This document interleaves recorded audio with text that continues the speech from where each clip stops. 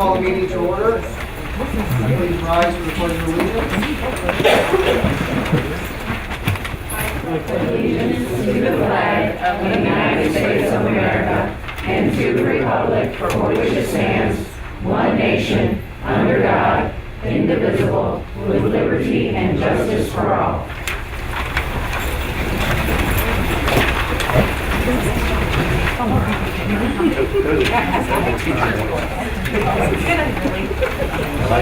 Adoption of agenda for a regular meeting. Under provisions of the Public Meetings Law of the State of Missouri, the board must adopt by roll call vote an agenda that includes a time, date, place, and tentative agenda for the meeting. A copy of the notice and the agenda for this meeting was posted on Monday, September 8th, 2014 at the Administration Center at 1005 Waterford Drive, Florissant, Missouri. At the same time, copies of the notice and agenda were mailed to major radio and television stations, to 4 newspapers, to all municipalities, schools in the district, and posted on the district website. Do I have a motion to adopt the agenda? We adopt the agenda. Second. Weaver. Aye. Brown. Aye. Schrader. Aye. Aye. Secretary votes aye. Secretary. President. Aye. Adoption of agenda for closed meeting. Section 610.021 of Missouri law provides for discussion of certain agenda items in a closed meeting. Notice of the proposed closed meeting, including the agenda item to be discussed, was posted. The board, by roll call vote, must authorize holding the closed meeting and approve the proposed agenda by reference to each subject to be discussed. The agenda for the closed meeting is legal. Section 610.021.1. Personnel, section 610.021.3. Do I have a motion to? We adopt the closed. Second. Weaver. Aye. Brown. Aye. Schrader. Aye. Buckner. Aye. Secretary votes aye. Ms. Wachtel. Aye. And Mr. President. Aye. All right, first up, the best part of the meeting, Mr. Lawler and Dr. Muhammad.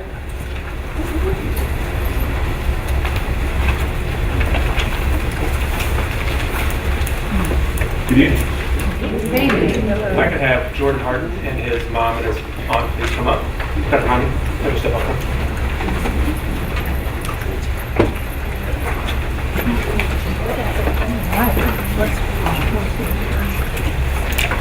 So this is Jordan Harden from South Berkeley High School. Following his first place finish in this summer's Network for Teaching Entrepreneurship, nicknamed NIFTY, the St. Louis Regional Youth Entrepreneurship College. Our high school senior Jordan Harden is set to compete on October 9th in NIFTY's National Youth Entrepreneurship Challenge in Mountain View, California. Most of us know that as Silicon Valley. For a chance to win up to $25,000 in prizes. Wow. So, Jordan was one of 34 area students who attended the St. Louis Startup Biz Camp held this summer. Jordan took first place honors and won $500 with his idea, Neo Strings. Alright. So here's a prototype, and it's just a rough prototype. And tomorrow I'm actually going to go meet with some engineers at SLU, come up with a better prototype. So tomorrow at 7, and I wish this would have been like flap top and had the better prototype. But here's the prototype. So his idea is magnetic shoe strings. So they keep your shoes tight. Oh, I need that. Thank you, teacher.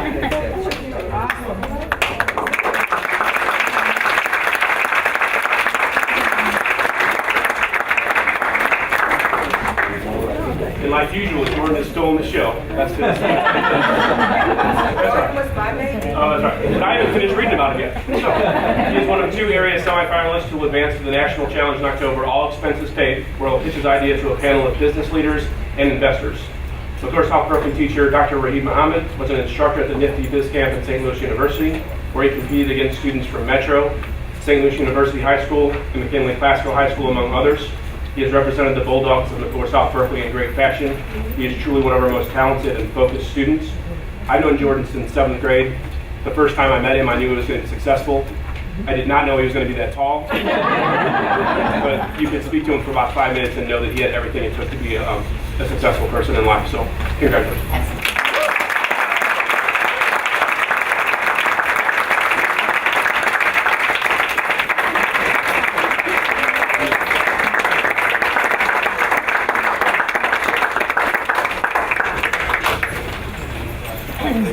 Hold that string out in front of you also.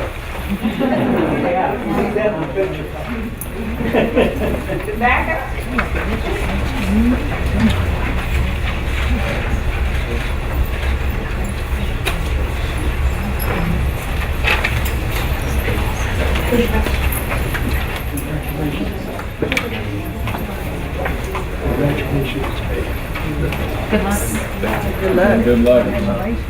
you.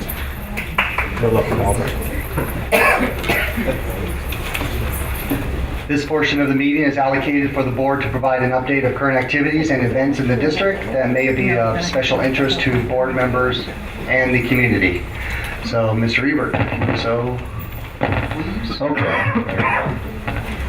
Not too much this month. The kids started middle school, so they're excited. They love Cross Keys. We're kind of nervous about that. And Nicholas is still at Combs. Now he's a sixth grader, and he's the big shot around the house, so that'll last a year. I'm on the budget committee portion of the strategic plan. Pretty excited about that. And I want to reiterate what I said last month about how thankful I am to all the voters for passing the tax levy. Very, very important. That should gain us roughly $4 million to help our children. Unfortunately, we're going to need another $4 million, and there's going to be some really hard discussions on that to get everything stabilized. So those conversations are going to occur here shortly. But I think it's a big win for the district as we try to get our house in order and move forward to help the kids in every way possible. Also, I guess everybody saw in the news our numbers for accreditation. We're working very, very hard and diligently behind the scenes here with the leadership team, which really includes everyone in every building, everyone who looks into one of our children's eyes. I'm talking everyone, custodians, parents, bus drivers, every single person, not just teachers and administrators. And we have to pull together as a team and hopefully really get a different, as I see it, a different culture going forward to where we see behind every one of these numbers listed in the paper a set of eyes of those kids of ours. That's what those numbers are. They're just not numbers. They're human beings, little kids, big kids, future leaders, and we need to know that we've done everything humanly possible to make their path successful. And I champion that, and I won't stop until we achieve that, and I seriously mean that. So that's and one other thing, we are working on the superintendent search, and that's going well. Can't wait to start getting the community and the staff and everybody involved in those meetings, and really get some great feedback going forward, and see what the mystery person looks like going forward for our district. So thanks, that's all I have. Yes, we had some things that we were going to say tonight. I'm going to hold back on a couple of them because Janet's going to be doing a bit of a presentation where they could overlap a bit. But in terms of the superintendent search, we do have a series of meetings with several stakeholder groups, and there will be public community forums at each of the district high schools, and that will take place later this month and early next month. The passing of the proposition on our tax levy, and I've got to find this on my little computer here. We worked very diligently, and we started in the spring, and we led up to the election day in August. The district did present neutral information throughout multiple channels to educate the voters about the tax levy. In this particular case, the district used its website, social media properties, events, and local media and direct mail to get that information out, which turned out to be successful. Also like to mention that board members each were involved in several different meetings, and we all pretty much carried that load in different directions, but we were all very much involved in that. So that is, again, a terrific thing for the district, and we hope that we can continue to find ways of generating more revenue for the district. Thank you.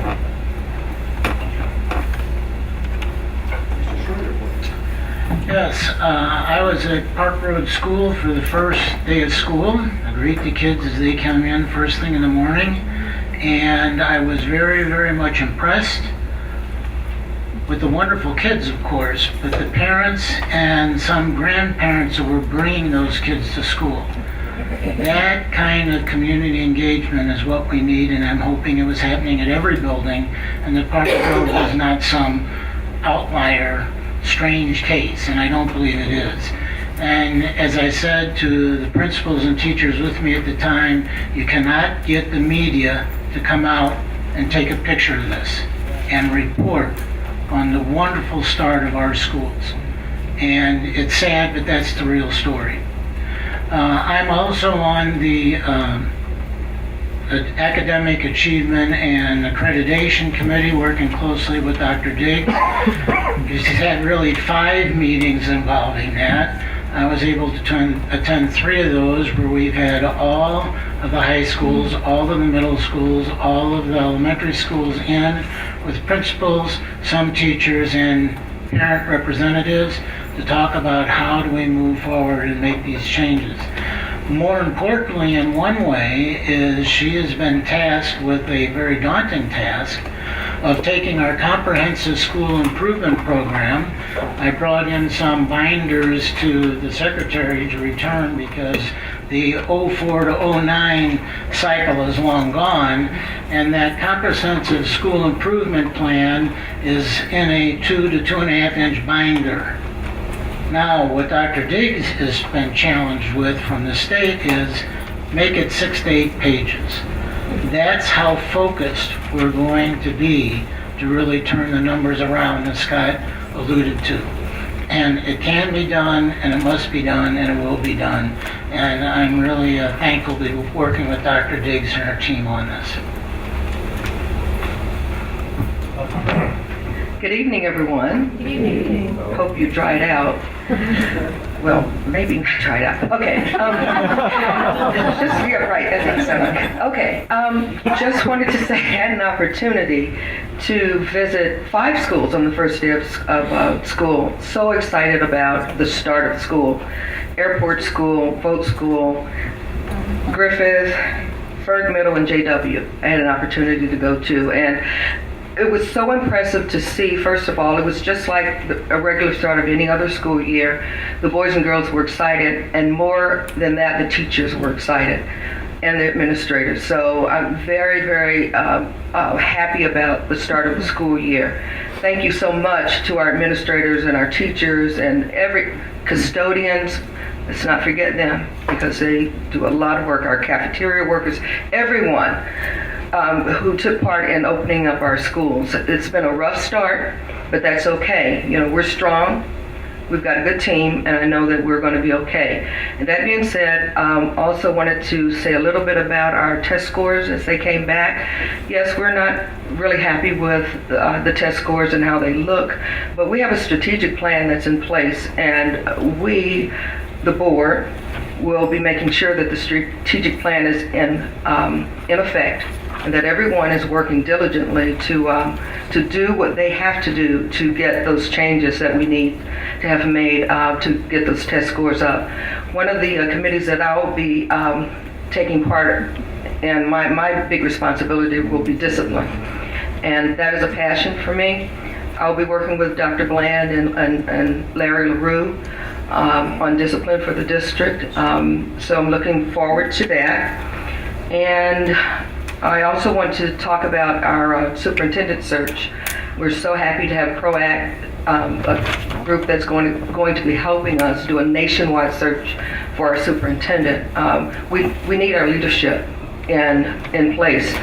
We are so ecstatic about Larry Rue and the job that he's doing, but Larry wants to give that up.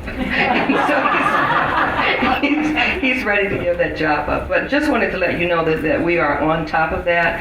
And the big part for me is that it is important for you to take responsibility, and that means when we ask for your input for the superintendent, that you do it, and that you come to the forums, and that we get the word out, but we need for you to come. I know I'm preaching to the choir right now, but we need to have the community come out so that the community cannot say that the board did not ask for your opinion about what the superintendent should look like, what it is that we want from a superintendent. This PROACT wants your opinions. They want your input. Please do that. We ask you for your input. Thank you so much, and thank you for your support and for coming out to the board meeting tonight.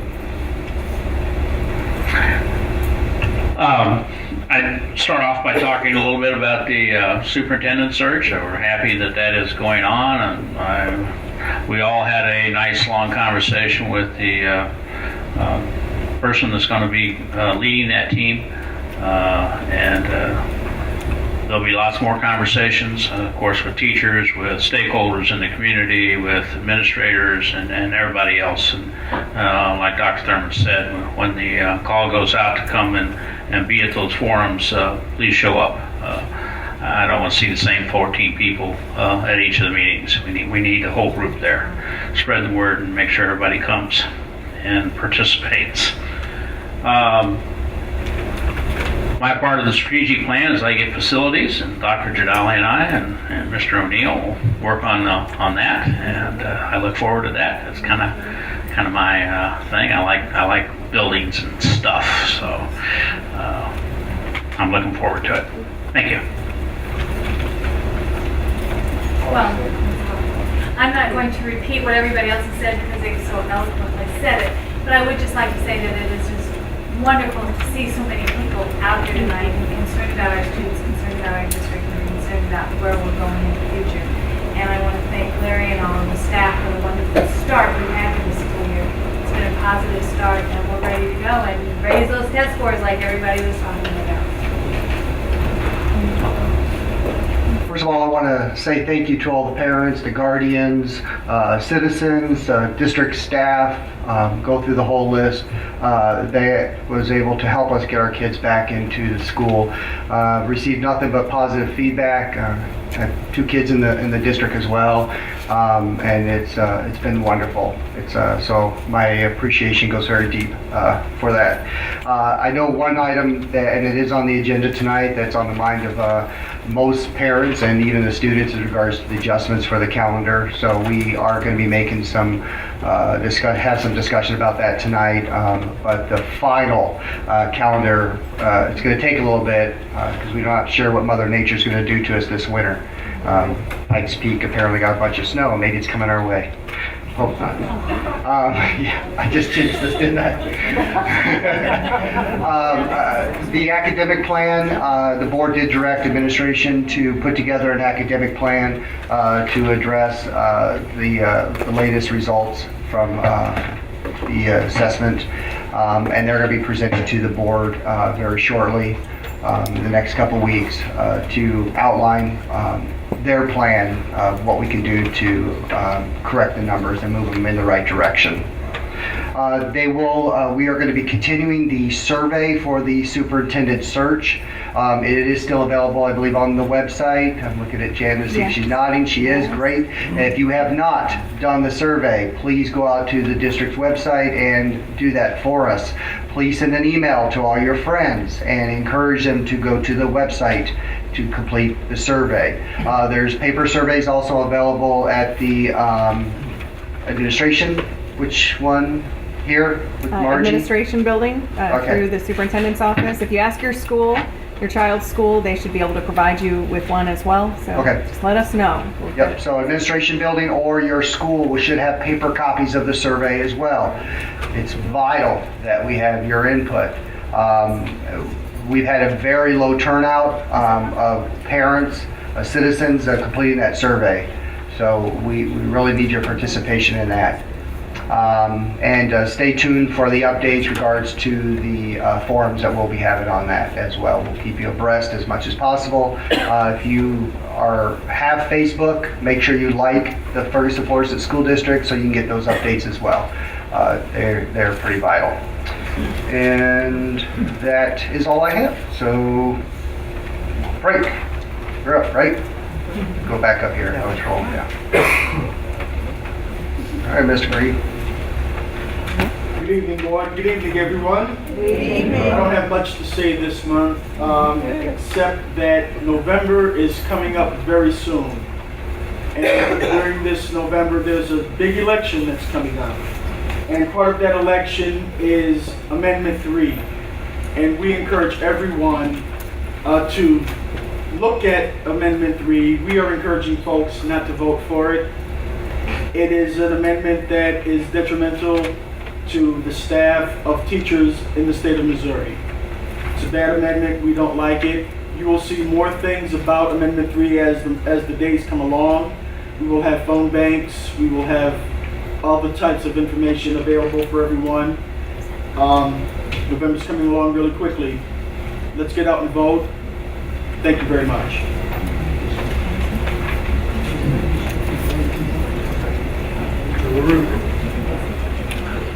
Good evening. School district performance.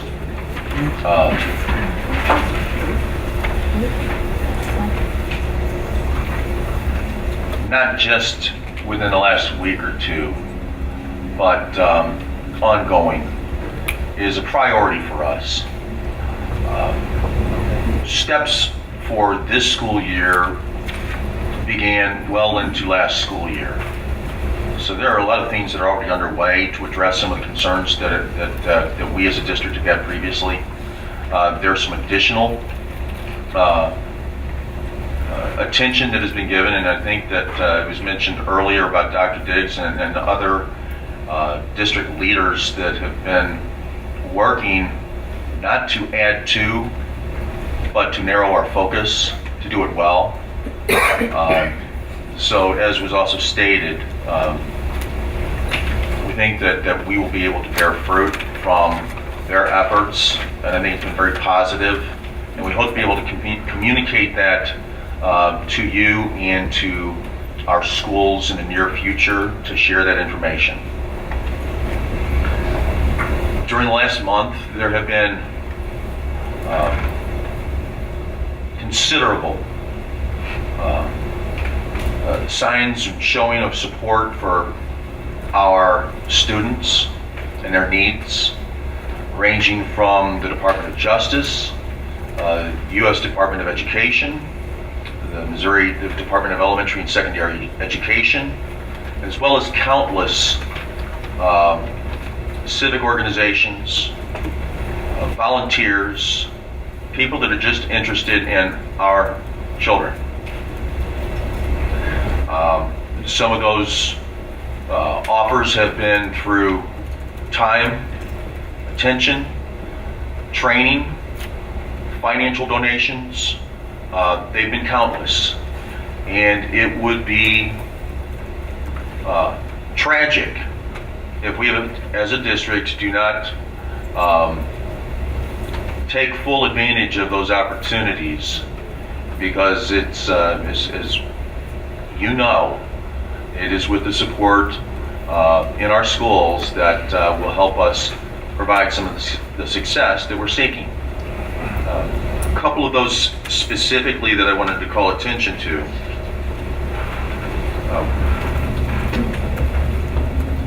We've had 1,400 backpacks that Office Depot, Office Max have shared for Johnson Wabash, Duchesne, Central, and Griffith. breakfasts have been served. The Belleville School District donated 160 backpacks filled with school supplies. Those were shared at Walnut Grove and Cool Valley. Large number of donations for funds for the Crisis Response Fund and Food for Thought. Many offers for the donation of school supplies. Those are things that have come to us as a district. One thing that it would be horrible for me not to acknowledge, though, is the volunteer time on the part of individual employees, not coordinated through the district, but on their own volition, which has been substantial. We've got great people that are here in this district, and they're certainly appreciated. As I mentioned before, we have several offers to go ahead and do some trainings with staff. You mentioned the Department of Justice. Some of these programs we kind of have to look at very closely because we have a lot of offers, and we want to make sure that that what we do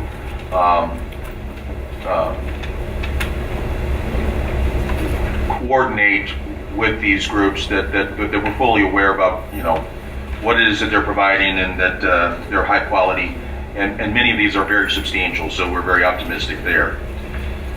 On one other recent letter that we received, there was a $10,000 contribution from the Reinvest North County Fund that was provided to our district. It's through the Regional Business Council in partnership with North County Inc. to help meet some of the needs that our district has incurred. Whether part of that is in the promotion of some of these other programs, some of those costs, as well as some of the other costs that have incurred 2 or 3 weeks ago. Finally, on Saturday, October 4th, at January Wabash Park, in the band shell, we have Ferguson-Florissant school districts that will join with students from Normandy, Jennings, and Riverview Gardens at a program titled Ferguson's Children, Our Voice. The concert will feature visual arts, strings, band, choir, dance, and theater themed around the positive and uplifting images of Ferguson and North County. There have been talks with significant national, lack of a better word, stars that may be there in attendance to MC this, and it very well may draw some national attention. So the city of Ferguson is going to be sponsoring this, but the students from neighboring districts and Ferguson-Florissant will be participating, and so we're looking forward to that event. That is on Saturday, October 4th, and I believe it will begin at noon. Thank you. The board allocates this portion of the meeting for audience participation regarding items listed on this evening's agenda. Members of the audience who wish to speak to the board are requested to speak from the podium, identify themselves, and to limit their remarks to 3 minutes. In keeping with district policies 4054, 4059, and personnel law, speakers should refrain from making negative comments that are personally identifiable. According to policy, the board will not respond to public comments. Time is also allocated at the end of the public session for suggestions and/or questions from the audience on other subjects not on tonight's agenda. Please identify the agenda item 7 through 17 that will be addressed. And it looks like Mr. Clark is up. Yeah. The item is your adjustment to the calendar. And I would suggest that you cannot lose time on tests. You have to make up the days. The students need that time. Okay? Thank you.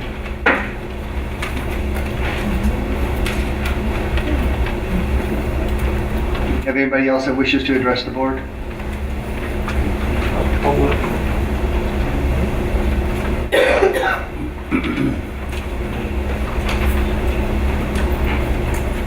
Item 15, district strategy. And could you state your name, please? Oh, sorry, David Scurry. Thank you. Okay. Let's see, item 15, district strategy. Last year, there was a plan to administer the ACT test to everyone, to the 11th grade, free of charge. But with that plan, I'm just wondering, is there a plan to give them a pre-test, get them prepared? And with my kids, sometimes I had to make them take the test maybe 3 more times. You see it score escalate up there. So I'm just wondering if this is in the plan. And most of all, do their parents know how important that is?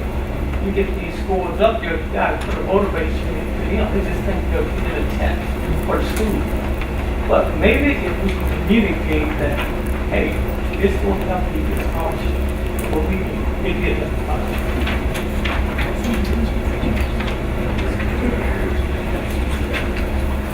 Is there anybody else that wishes to address the board? Okay. Seeing none, we'll move into the consent agenda. Mr. Morris, would you please read the disbursements? All right, 15.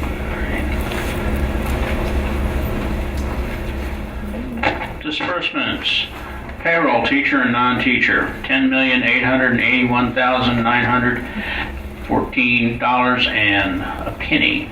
Operational disbursements, $2,375,954.55. Total of $13,257,868.56. I move we approve the consent agenda. Second. All in favor of the consent agenda, say aye. Aye. All opposed, same sign. Hearing none, ayes have it. All right, we'll move into curriculum and instruction, building level progress. Dr. Bland.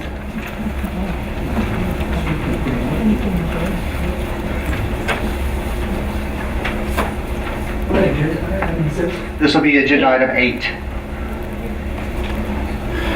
Good evening to our Board of Education, Dr. LaRue, Mrs. Real, and audience. Thank you for coming this evening. At this time, we're going to have 3 of our elementary schools present their school updates. They have already provided their accountability plans to the Board of Education for review. And so today they will be sharing one highlighted area from their school that has contributed to their academic success. So we're going to start with Ms. Sims from Cool Valley Elementary School.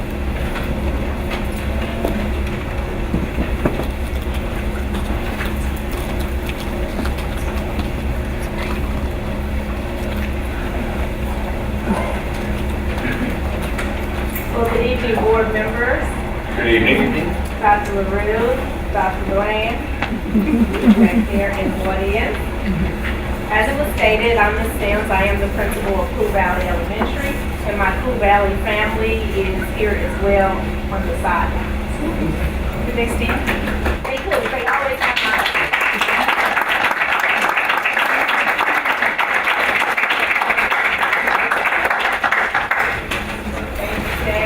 I guess it's going to come up, and when it comes up, it's going to loop video of things that are going on in our building.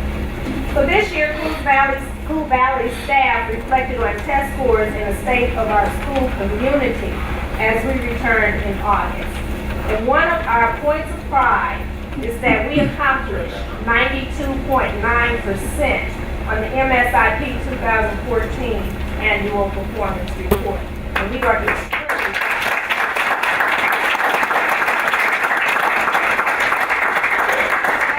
implemented a new program. We had science days on the half-day PE days where the entire building focused on science and science experiments. And this year we've taken that a step further, and we are building a science lab for our 4th and 5th grade students.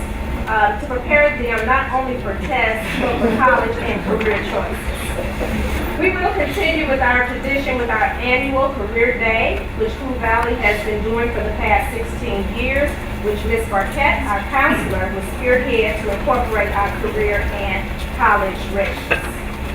We have also this year required at Cool Valley to do Blackboard configurations that includes the district's non-negotiables, which are learning targets, vocabulary, and exit slips to keep our students focused as well as our teachers. Our community outreach this year will include blue sheets that will go home weekly to inform our parents of the work and skill sets of our students and expectations of our daily learning. In addition, the city of Cool Valley will work on revitalizing the neighborhood and will assist in making Cool Valley more visible from the streets by cleaning up the wooded area in front of the building. Also, the Links Club will be donating 10 tablets to the Ferguson Library for Cool Valley students to use in an after-school effort. Through the use of our science labs, our Blackboard configurations, and Career Day activities, we are focusing on STEM, which is creating learning through science, technology, engineering, and mathematics on our early release days as well as through the year. Collectively among faculty, we are accountable for our students' learning at high levels. This brief slide presentation highlights the high standards we have set for our students. There was buy-in from the entire faculty to increase student achievement and develop productive citizens within our community. Our students are aware that every day counts. At Cool Valley, we share our vision for learning, and we are advocates for all of our students. And in addition to our slide presentation, we would like to thank Mr. Brown for visiting Cool Valley thus far this year and for donating some science lab jackets in our efforts to get our science lab underway.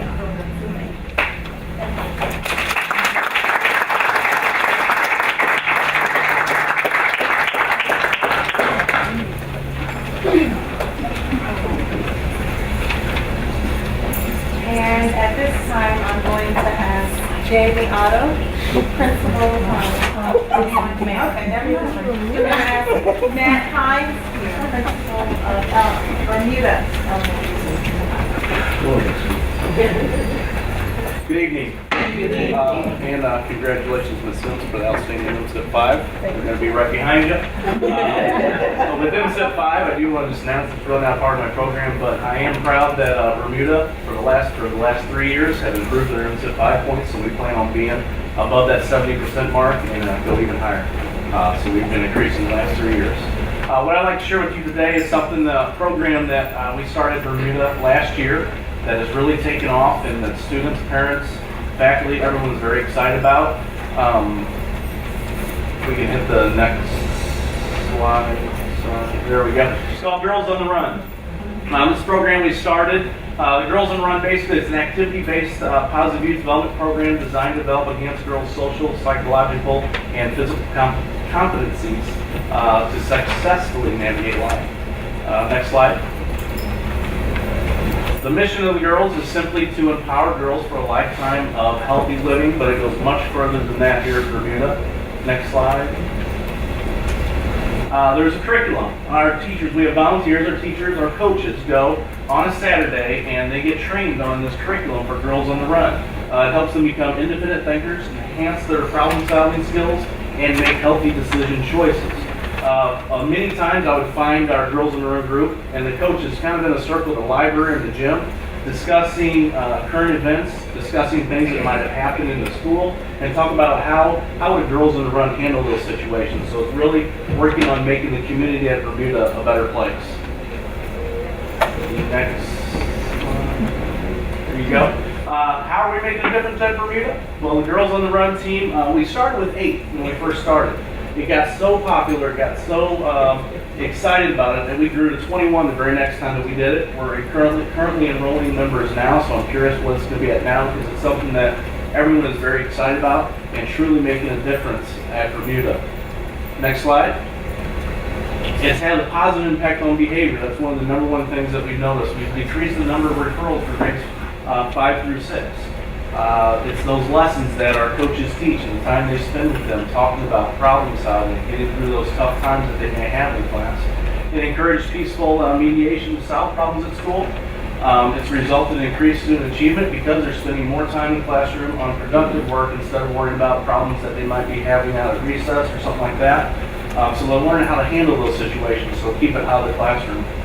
It's also done a nice job of developing the Bermuda staff and different wellness activities throughout the season, which I hope to be a part of this year. Next slide. Community impact. Last year we had an unfortunate event with one of our families. They had a fire and lost everything. The Girls on the Run team in Bermuda got together and decided that they were going to run and earn money for this family. So they ran laps and earned so much money per lap and presented this family with the money that they had to really help them get through until their insurance can kick in and things like that. They were very appreciative. The Girls on the Run recognized the Bermuda staff and we got first place.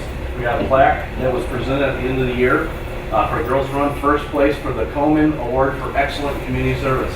First place throughout the region. We're very proud of that.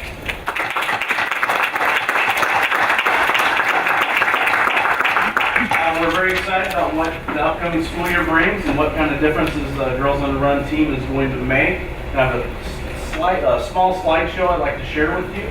Kind of give you some pictures of kind of some things that they're doing and how it looks at Bermuda.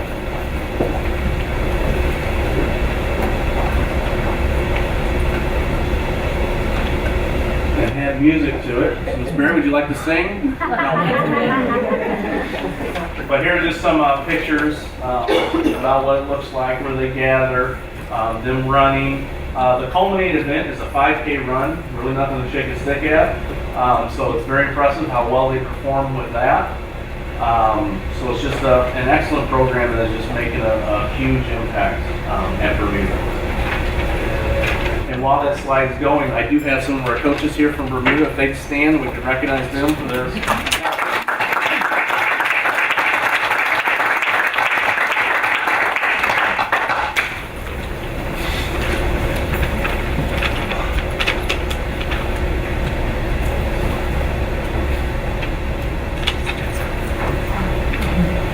There's a really nice sound to it.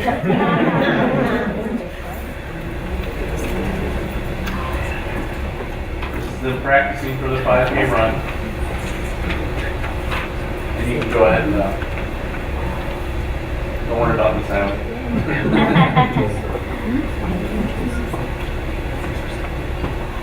But thank you very much for letting me share those important things going on for you.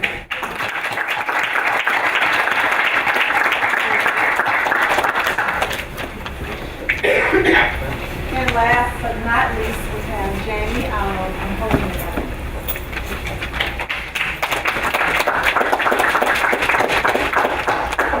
Okay, Kyle, I have to have sound. Good evening, board. Mr. LaRue, Mrs. Reel, and audience, thank you tonight for coming. I will touch on some Holman data points and then share what you're going to see in the slideshow that I have prepared for you. At the end of the 2013 school year, Holman scored a total of 71.4% on the MSIP report. We had 100% in communication arts, 100% in math, and 0% in science. We knew this was our deficit, so last year we narrowed our building focus to reading through the science content area, providing more interventions for those kids that scored in the below basic range, and promoted college and career readiness. This past year, we maintained the 100% in communication arts, 100% in math, and we also scored 75% in science. Wow.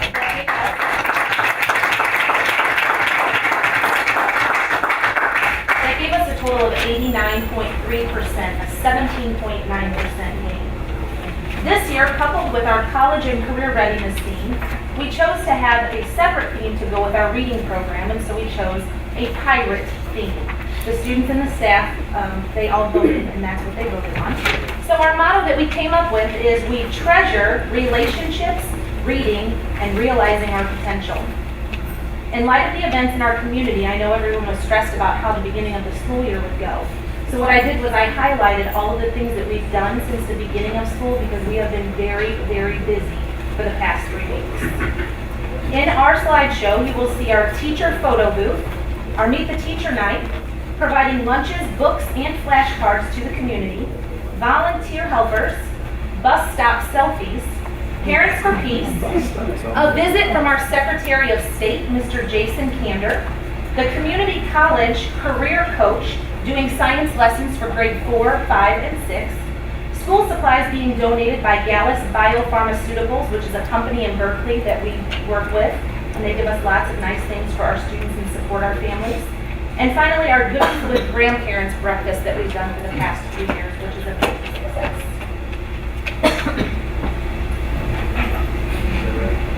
Ready?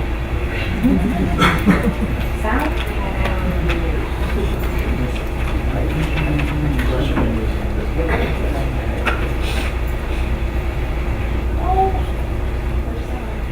Would you like me to sing for you? Are you going to sing Welcome Back, Cotter? 'Cause that's-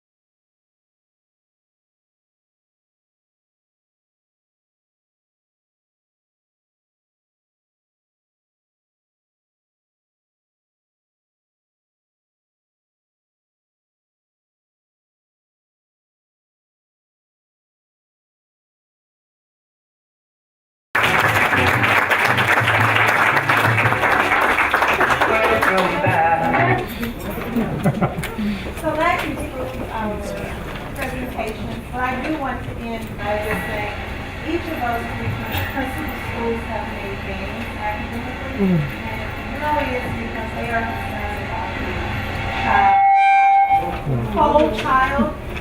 If it's not Miss Sims, she's very serious about time on task. Anytime I call her and I say, can you do this program or can I pull a teacher? She says, how long is it going to take? So she is very committed to instruction. They are people who genuinely care about kids. Mr. Hines here, and there was a fire and several incidents. I called him, he was on his cell phone out in the community trying to connect with the families. Just as some Miss Otto, I told her I was going to bring her sunscreen because she was out in her garden for her students planting spices, herbs for her kids. So, and I was worried about her being burned. So they are sincerely concerned about our students, and it shows with their test data and academic achievement. So I wanted to thank those three principals, and if we can give them a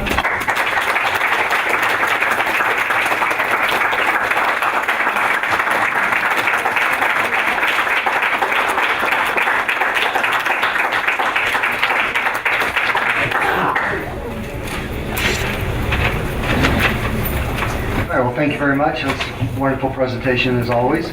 Agenda item number 9, study island. Dr. Diggs and Cole. Study island will provide preparation for advanced assessments.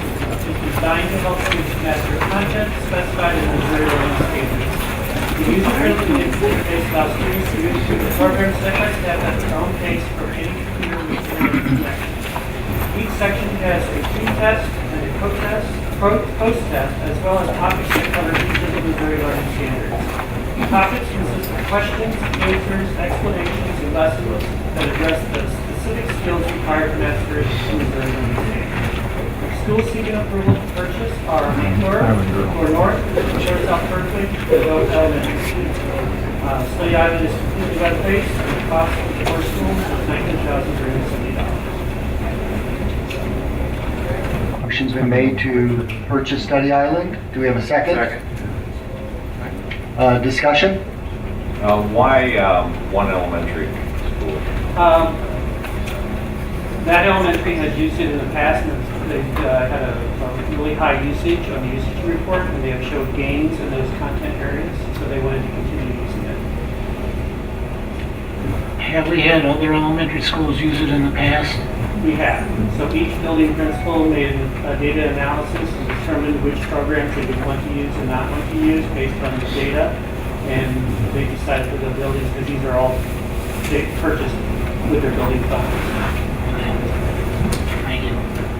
I'm happy to hear we're consulting the data very rigorously. That's great. Any other discussion? Hearing none.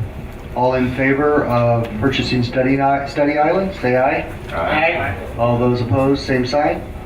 Hearing none, ayes have it.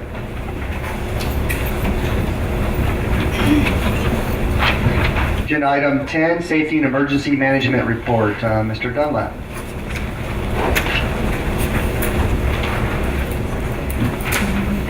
Good evening. Again, as required by NSF, I'm here for the annual Safety and Security Emergency Management Report. It's a little bit different this year. I cut 80% of the paper that we had from the previous year. What I did was a Word document instead of a PDF, because any of the reports that are listed there are now in SchoolStream, so we're doing our reports electronically instead of printing them out. So if you have questions about a specific report, you can go into SchoolStream and find that specific report.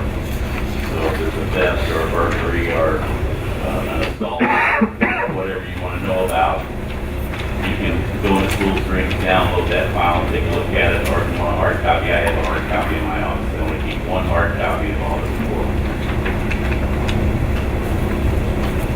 We accept the report. Second. Any discussion? Could you read this to us? Did you notice how big the font is? That tells you how my eyes are. Any other discussion? Hearing none, all in favor of accepting the safety and emergency management report, say aye. Aye. All opposed, same sign. Hearing none, ayes have it. Agenda item 11, adjustments to the 2014-2015 calendar. Dr. McMillan and Mr. Green.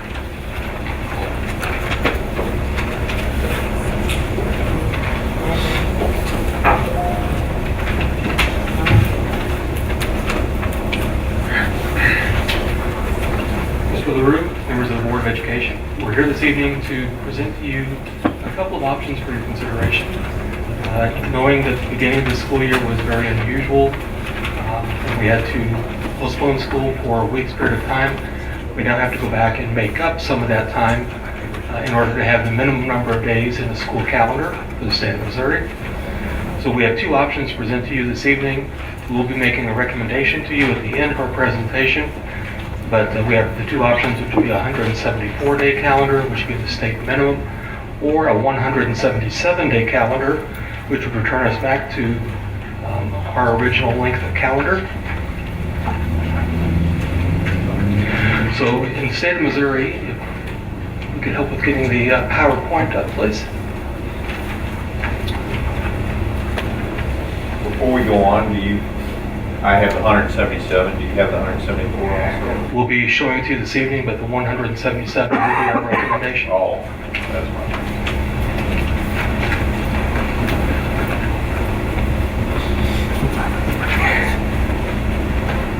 In the state of Missouri, we have a minimum requirement of 174 days of student attendance. Many school districts, including the Ferguson-Florissant School District, exceed that total on an annual basis.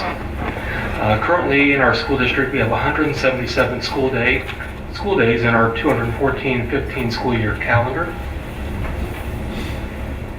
Thank you, sir.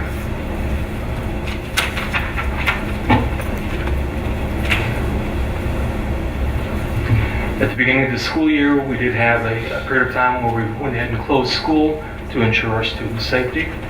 In addition, students were not in attendance on Friday, August the 22nd, because this was one of our scheduled professional development days for staff. In order to meet that minimum requirement of 174 days, we'll have to make up at least 3 days. In order to go back to our original calendar, we will need to make up 6 days. Working with the FFNEA, with Mr. Green and also Mrs. Emmelman, Dr. LaRue, and the directors of elementary and secondary education, we sat down and started working through the calendar and tried to figure out what days would be good days to try to build back in. There's always benefits to each day. There's also some detriments to the use of some days. So we're going to bring it forward to you this evening, a presentation and a recommendation regarding that.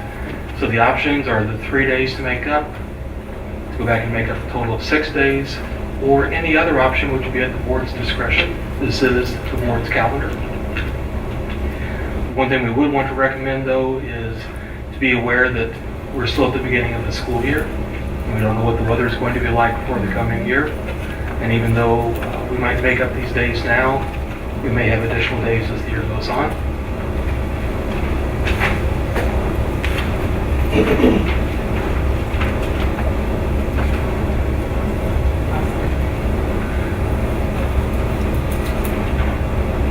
Somehow we went backwards there.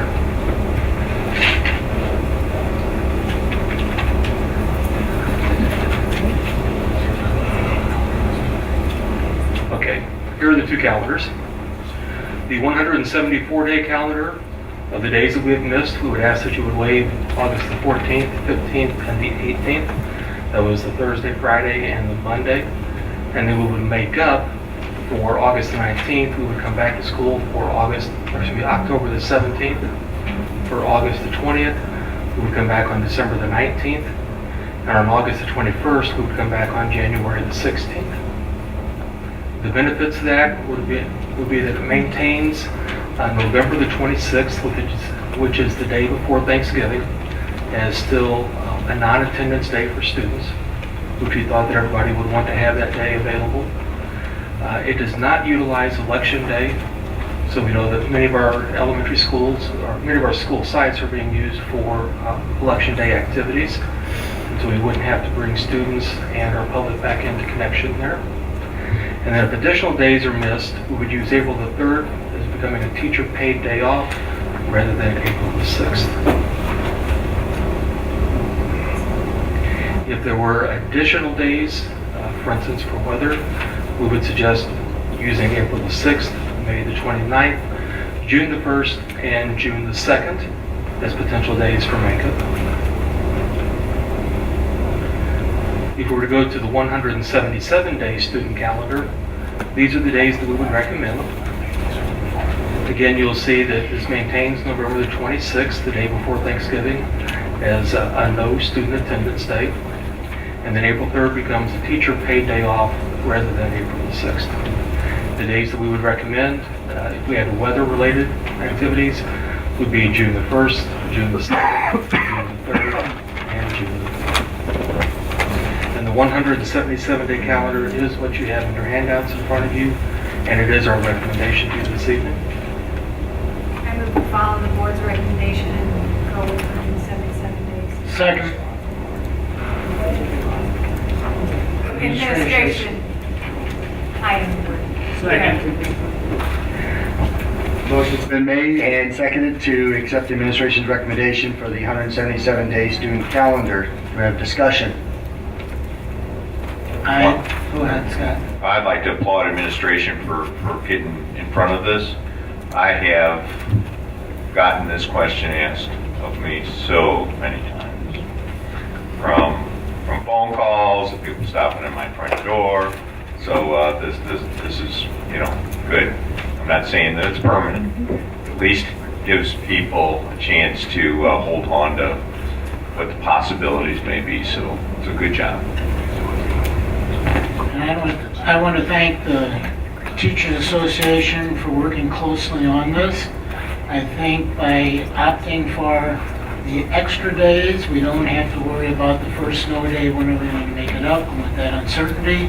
And I think it also shows the teachers are putting their money where their mouth is in terms of wanting to really show that our schools can improve. So we've got these attendance days before the testing happens. And I think that's really, really important. And I really thank the teachers and the administration for taking that into account. Any other discussion? Motion's been made and seconded. All in favor of accepting the administration's recommendation of 177-day student calendar, say aye. Aye. All those opposed, same sign. Hearing none, ayes have it. Thank you. Thank you.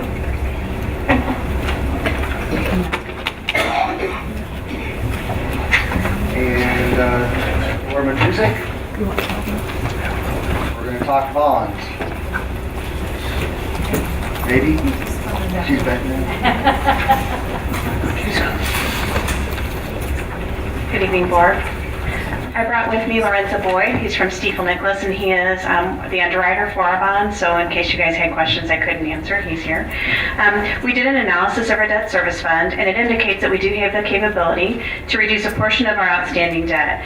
A method to do this is called a defeasance, and so we are requesting that the board adopt a resolution to defease $1,535,000,000 of the 2012 obligation bonds that we currently have, and move that to an escrow agreement with UMB Bank. So administration is recommending that the board adopt a resolution for the defeasance of the $1.5 million of the 2012 general obligation funds. I move we adopt. Second. Motion's been made and seconded. Discussion. Do we have an impact on how much this saves us? Yes, it saves us $110,395 worth of interest.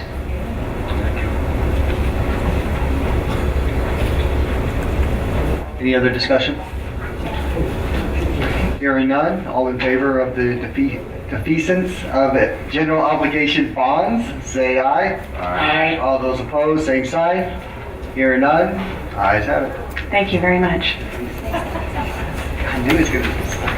All right, stop loss insurance, item number 13. The district purchases stop loss insurance in order to cover the district against large insurance claims of $250,000 or more. Because we're self-insured, this is very important because whenever a claim increases to over $250,000, it does reduce our reserves in our self-insurance propriety fund. Terrell, our third-party administrator for insurance, sent out an RFP to 9 insurance vendors and requested proposals this year to renew our stop loss insurance. The incumbent had the proposal, which was the most affordable. The cost is actually $24,000 higher than last year, and the cost is $431,000, or that's $24.40 per member per month is how that boils down. For the stop loss insurance. We currently have 6 people that are nearing that threshold, so it's very important that we maintain the stop loss insurance. So the board is the administration is requesting that the board adopt our incumbent, Sun Life Financial, as the stop loss vendor to provide insurance for this year. I move we approve Sun Life Insurance. Second. Discussion. Is this basically medical claims or what, I mean, help the general public out? Yes, so we're self-insured and we pay out medical claims for the people that have medical issues and people that are in the hospital, things of that nature. So we do have some, like I said, 6 people that are actually nearing those hospital costs. And not only hospital costs, pharmaceutical also. So this insurance stops that at $250,000. And then we no longer have to pay. The insurance takes that over. Right. So in other words, if we don't have this, we say we don't want to spend $400,000, everything over that $250,000 comes out of our balances. That's correct. And that is an unknown amount. That's correct. That's correct. Because that could keep going on and on. Right. Because these people that are sick are really sick. Right. And so when we got the problem of we have a huge liability that's unknown. Correct. And so we're trying to prevent that, even though that looks like we're spending a lot of money. This is one of those things that it should save us money. At least we don't have to worry about an unknown amount of claims coming in. That's correct. Thank you. And this is out of our self-insurance fund, which is separate than our operating funds. And this is something we do annually. That is correct. It's not a new thing. This is not new. People in the situations. That's correct. Leaving people out in the cold, They will get coverage then from the stop loss insurance, yes. Yes, we're not cutting them off. They will get their claims somewhere else. We're not cold-hearted. And this is helping us to do that, because if we didn't have it and the costs kept going on and on, we may not have the funds, right? So this only pertains to medical, right? Medical and prescriptions. Any other discussion? All in favor of, and I already, Sun Life? Is that what it is? Sun Life, yes. For the stop life insurance, say aye. Aye. All opposed, same sign. Hear none, ayes have it. Thank you very much. We'll move into facilities, item 14, MoDOT request for temporary construction easement. Mr. O'Neill. Thank you. Good evening. MoDOT has requested a temporary construction easement from the school district for a property area located on the district property at McClure Senior High School for the demolition of the pedestrian bridge across to I-270. The easement request is just north on the campus. They're requesting 425 square feet, or basically a 25 by 17 foot area. The actual demolition will entail the use of the easement for just 2 days over a weekend. They assure will not interfere with the school functions or district functions, and will be done in June or July during the summer period when school is out.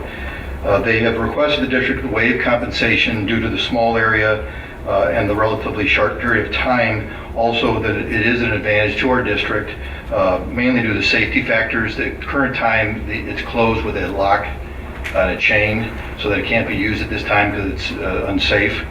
So right now, there actually could be some access and could be future liability. They did discuss it with Mr. Spiller and Ms. Crawford when Mr. Spiller was still here, and they both felt that it was advantageous to the safety of our students as well. And we are asking that you approve easement and waive compensation. I move we approve the easement and waive compensation. Second. The discussion? Is that the bridge that goes over by Yacovelli's? Near Johnny Londo. Johnny Londo. Okay. It's been closed for a couple of years now. I was going to say, there's one by Yacovelli's. There is, yes. Okay. I was going to say, I thought I saw people across that. And this is going to be involved with the whole new project on I-270, which they're also discussing with us for future projects. Yeah, they're talking about taking down that bridge right over Elizabeth there. Correct. Any other discussion? Hearing none, all in favor of granting MoDOT's request for temporary construction easement, say aye. Aye. All those opposed, same sign. Hearing none, ayes have it. Thank you. All right, we'll move into board governance. Item 15, district strategic plan, and Ms. Short will give a presentation on this. Good evening. Hello to the board. Mr. LaRue, Ms. Reel. Let me get to the presentation here. Tonight I would like to present an overview of the district strategic plan. No, not the slide master. Oh, sorry. I would like to present an overview of the district strategic plan, which the board directed the district to undertake a comprehensive strategic plan in October of last year. And so in the time since then, as many of you may be aware, we have even some of our participants that have been really important in the strategic planning committee are actually with us tonight. That has been a process over several months to collect input through surveys, workshops, focus groups, and over the summer the strategic plan was finalized and was approved by the board. And so we now have a comprehensive strategic plan that we are beginning to implement with this school year. So through all of that work, the foundation of our strategic plan rests on our purpose, vision, and mission. And these are what we will live by. And these really are here to guide everything that we do throughout the district. So our purpose, which is why we do what we do, our vision and our mission statement will empower all students to achieve their potential by cultivating a love of learning in an environment of respect, accountability, and responsibility. Undergirding all of that are our district's core values. And so again, through that process, through all of that input, we identified some values that should guide everything that we do. So we are student-focused, we're focused on trust, on one district, which really means consistency, committed to creativity and innovation, academic excellence, accountability at all levels, and to providing a safe environment for our students. Our 6 guiding principles, these are how we do what we do. We are committed to effective and systematic decision-making, consistency, strategic prioritization, forward thinking, a culture of collaboration, and results-oriented accountability. Through the process, we have developed these 6 goal areas, and the purpose of these is to really focus everything that we do on the 6 areas that are of most importance to us. They are everything to our school district. So those areas are accreditation and student achievement, stakeholder and community engagement, school infrastructure and processes, talent management, fiscal responsibility and financial stability, and classroom and school climate. The board, in the adoption of its board goals for this year, is totally aligned with the strategic plan and with the 6 key areas. And you can see here, the board goals are all aligned to the 6 areas. One of the things that we mentioned was that accountability is really key. Delivering to the strategic plan that has been so carefully developed with so much valuable input from so many people means that we need to have people, we have the support of our board, and we have district administrators who are responsible for making sure that it happens. So each of the 6 areas has a district champion, an administrator, and then the support of a board member. And so these are the teams that you may have heard board members mention earlier in the meeting, saying that this is their area. So you can see that accreditation and achievement is the focus of Dr. Diggs, and Mr. Schrader is supporting her in that and supporting the district. And then under each area, projects will be developed. So just as we are first beginning the strategic plan, you'll see under each of these areas several projects listed. And these are the things that we are working on throughout the district at all levels to achieve these goals, to work toward these very specific projects. Dr. Jadali, Mr. Morris, again on infrastructure and processes. You can see the projects that they are undertaking. Fiscal responsibility and financial stability, Laura Matrusik, Mr. Ebert, Mr. Chabot. Stakeholder and community engagement, myself and Mr. Brown. Talent management, Dr. McMillan and Ms. Hawkshead. School climate, Larry LaRue and Dr. Thurman. To keep us on track, we have a plan for governance of the strategic plan. So every month at the board meeting, you will receive a report from the board members on the progress against the plan and a forward look to the next month. So board members will offer reports on each of these areas. And then we're also buildings and schools. So that's at the top level of leadership. But this is also filtering down through to our schools. Our principals, our teachers are all also involved, and they will have their own goals that are aligned with the strategic plan, and they too will be providing progress reports as we go forward. And finally, the next steps for the strategic plan. So the things that we're working on right now. So the projects were the specific things under each area, but in terms of moving the plan forward, we are developing specific metrics, the very things that we will measure, aligning the strategic plan with all of the school goals, operational plans by each functional area, and helping our schools to develop their individual plans that align completely with the district's strategic plan. Any questions? This is for board information only, but anybody have any questions or anything? Statements? All right. We've seen this over and over, you know, and I don't mean that as a negative. It's very positive moving forward. So it seems like we don't have a lot of questions. We're tooling down into this every other meeting, it seems. So I would welcome anyone to speak with Jana if they have any questions, or any board member or anybody about this, because we're really excited going forward. So thanks, Jana.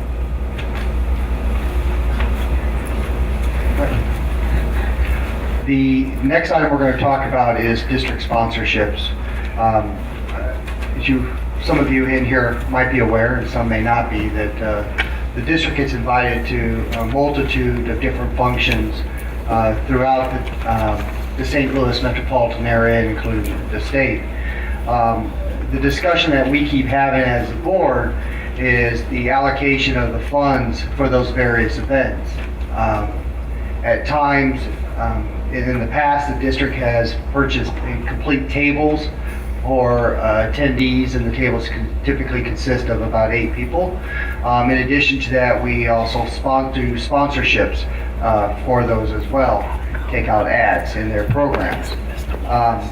The discussion we were having was, is it necessary for the district to continue purchasing those seats at those events, as well as take out those sponsorships, especially at a time when we are cutting textbooks and band and sports, and we're increasing class sizes. So we kept having informal discussions when these things come up. I honestly didn't know how to handle it, because we really didn't have the money, and they're asking if we should go ahead and purchase a table of 8 and take out a $600 ad.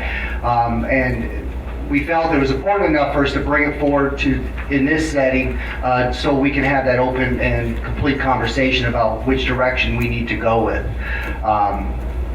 So at this time, I will state my position with this, that I do believe a presence of the district is important throughout the community. I do question the fact that, do we need to purchase 8 seats for everybody to go to? And I do not believe that's necessary. I also feel that on certain events that, it's not necessarily important for a board member to go to these events. Necessarily, it could be, Dr. Diggs or Dr. Bland. It could be the principal. It depends on the actual event that they're going to and the impact that they have.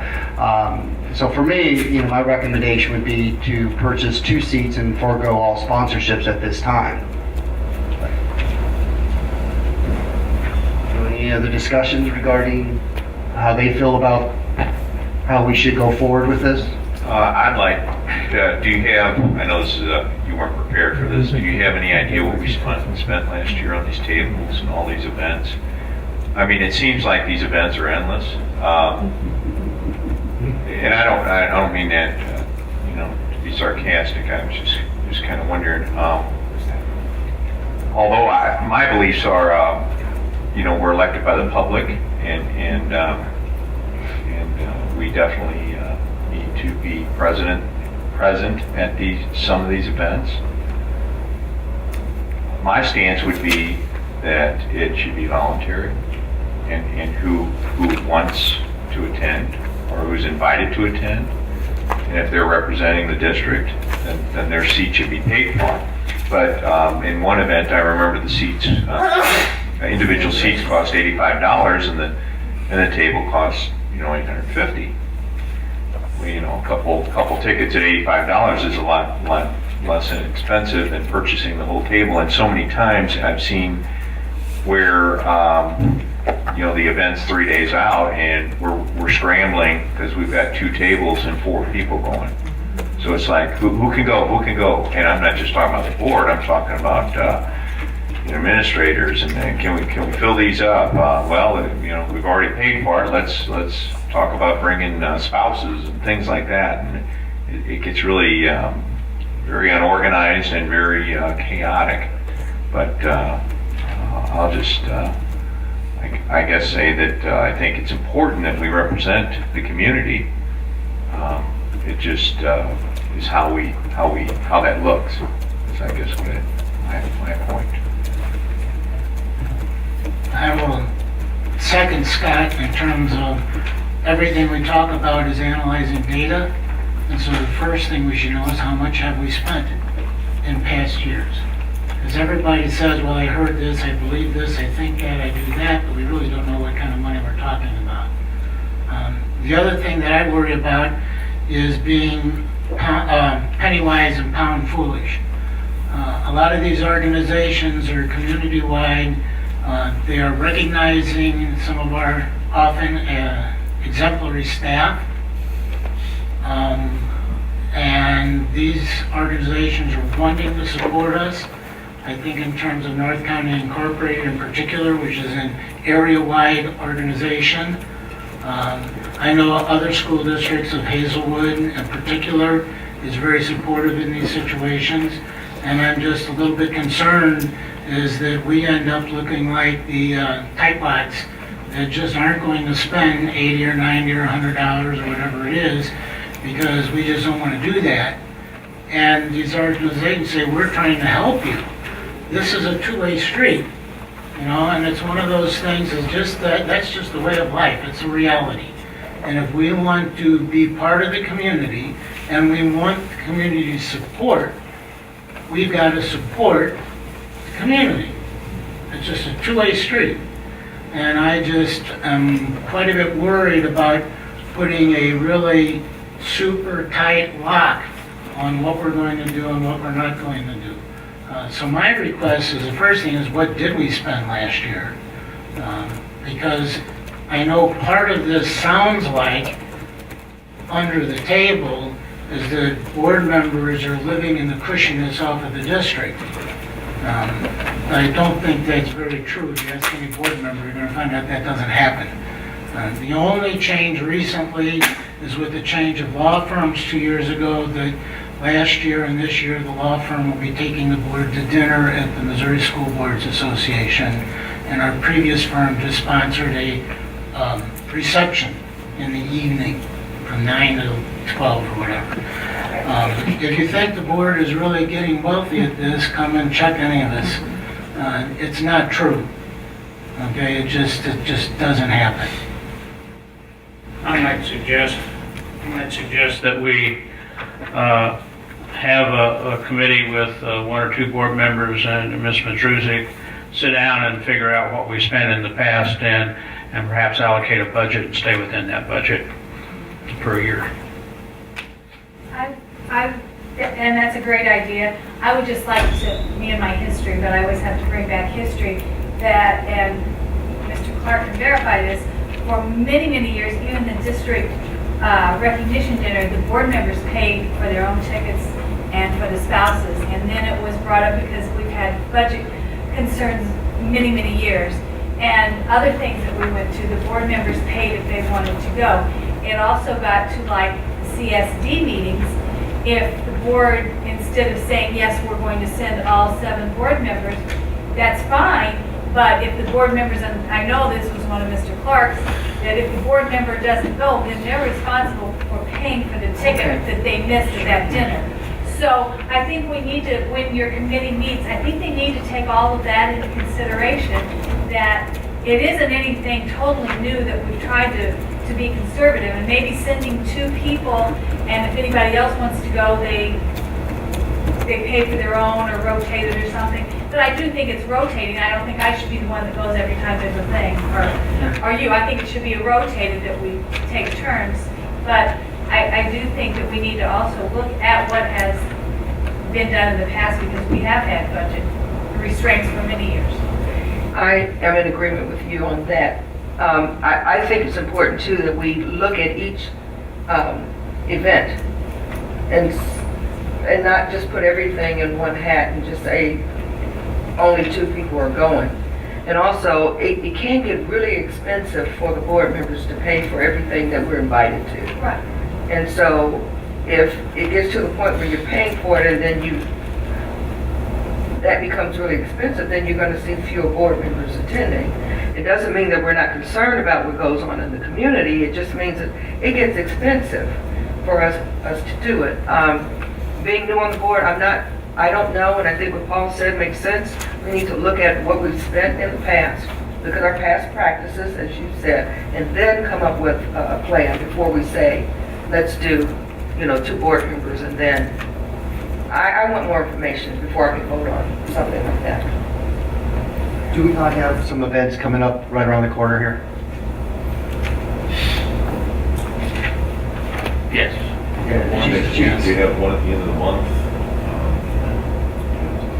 Well, at the end of the month, the board will be at the MSBA. Right, so that was already determined that that's the North County Inc. one, correct? It's on the 26th? Okay. And what's the one next week? The 7:30 the Kiwanis breakfast. Okay. Okay.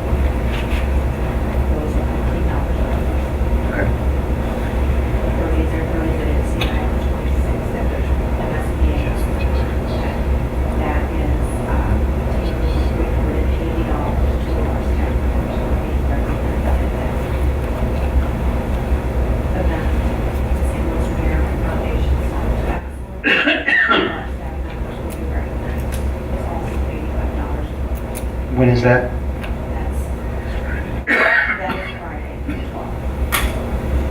This Friday. Okay. All right, and then, all right, stop there for a second. On the 12th, who's attending from our district for that one? Outside of the awarding. Okay. Who gets paid for the ticket? Okay. For both of us? All right. And then the awardee, do they get their family members or anything? And is that typical district policy that when the employee is being awarded, the awardee gets to go? Typically, they'll give them the seat free, but their spouse or nobody else is typically invited. If they are, that they pay for their own ticket.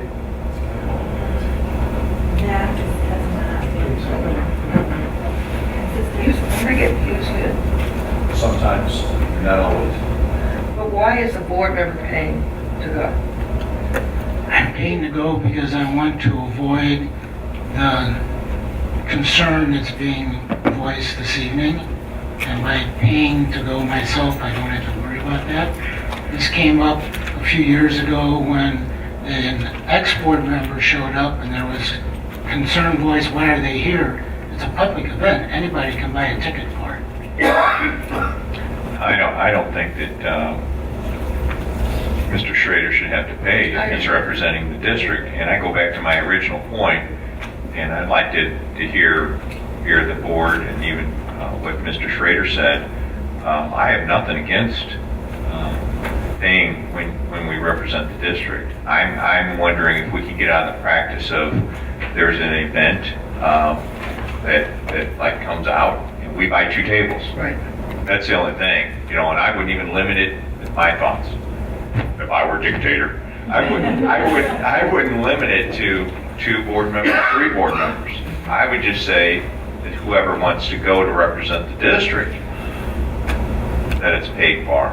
I don't believe the spouses should be paid for, but the voted, elected board members should be paid for. But the practice of it, the emails we get. I wish everybody could Mr. Clark could know this. All the emails we get are amazing. I mean, it's just tons and tons of emails. But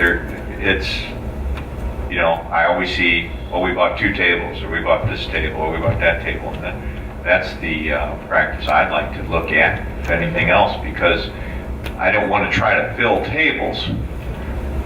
And sometimes it's just that we all want to go. Like, I really wanted to go to Dr. Diggs's award, and I was out of town. Right. So it just, a lot of times, no board members will be able to make it because of our schedules. But it's not that we don't want to go. But I think it's important it's our responsibility when Margie gives us a list of activities or to attend, that we let her know what we want to attend prior to them purchasing an entire table, because that can get expensive. Yes. And I know for one of the situations, one of the receptions that we went to, we didn't have enough people to fill, and I ended up taking some extra people just so that, and that was $85 a person. I've done the same thing, Don. Yeah. I have done the same thing because people are like, well, we've got these seats. And that's exactly what we're trying to stop. Yes. I will concur with Mr. Ebert on this. I think that, 4 people want to go, that's fine.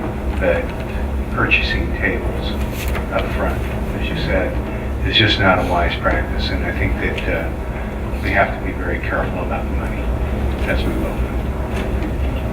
And I would like to also add that often, because board members do have a life other than the board, that there are a lot of times you're just not able to go. I had the same problem with Dr. Diggs. I was in Maine. And it's kind of tough to be in 2 places at once. And so I think putting an absolute limit on what you're going to do each time is a little bit, I don't know what the right word for it, a little bit too constricting.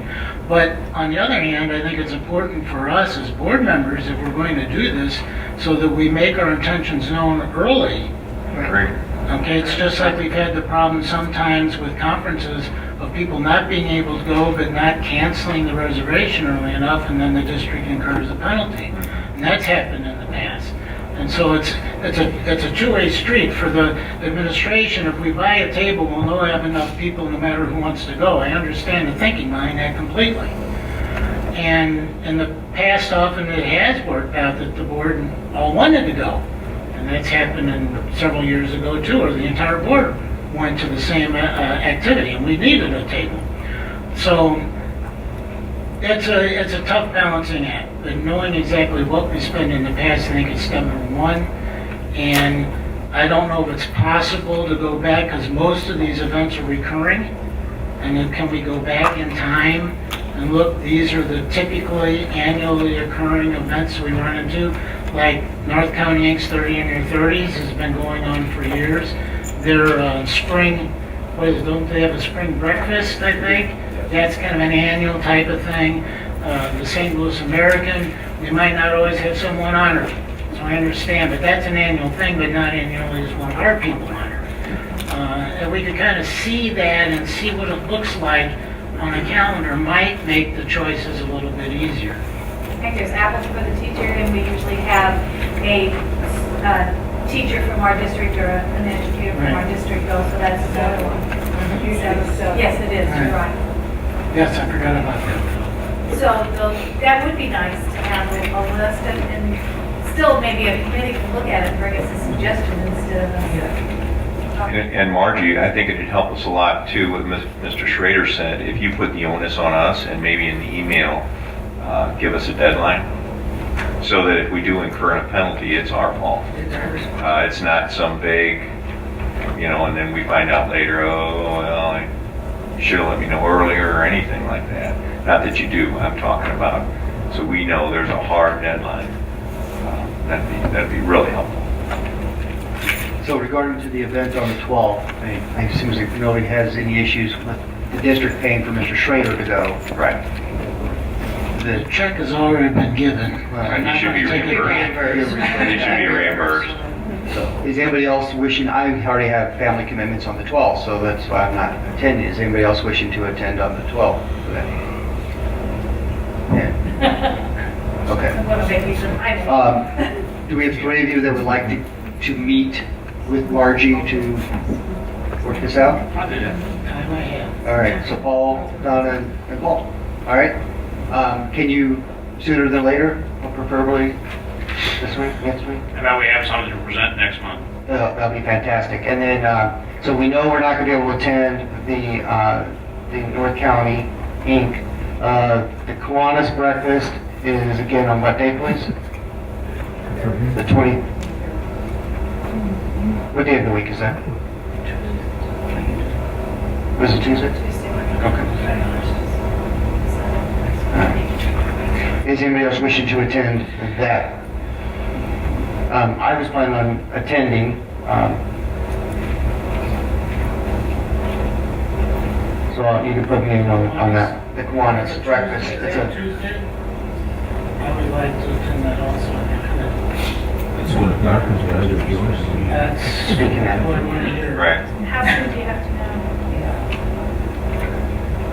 And that's early in the morning, as I recall. Is it Yeah, 7:30 7:30 or or something? We've already got those tables. So you just have to put the bodies in there then? You already got the body. So you okay.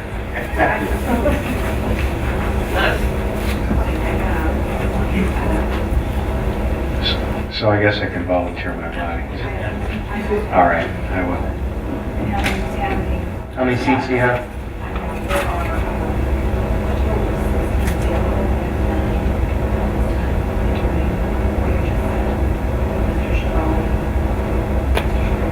Mr. Barzio. The 23rd, it's a Tuesday. Take good notes, fellas. I'd like to hear this.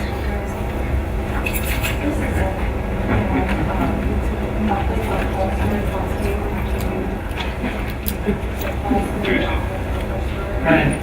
The entrance, is it in the center or is it in back? I think the entrance is in back. I think this is the back of the back of the hall. Right, it's the back, at the back of the hall downstairs. Yeah.